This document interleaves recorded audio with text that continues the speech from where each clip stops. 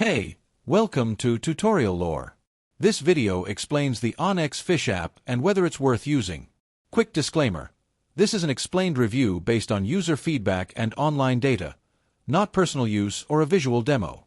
The OnX Fish app is designed specifically for anglers, providing detailed lake maps, depth contours, fishing hotspots, and boat ramp locations all in one platform.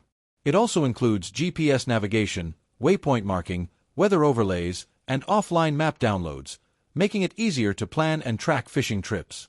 The app's clean interface and reliable maps are highly valued by users who want a dependable fishing companion. Let's talk about how it performs in actual use. Many anglers appreciate the accuracy of the depth contours and the ability to discover hidden fishing spots.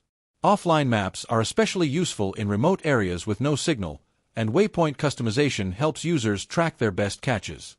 The integration of weather and fishing forecasts also makes trip planning more effective. Still, the app does have its drawbacks. Some advanced features like 3D lake maps and premium fishing layers require a paid subscription, which might not fit every budget. A few users also report occasional syncing issues between devices. Without a subscription, the app's free version feels quite limited in comparison to its full potential.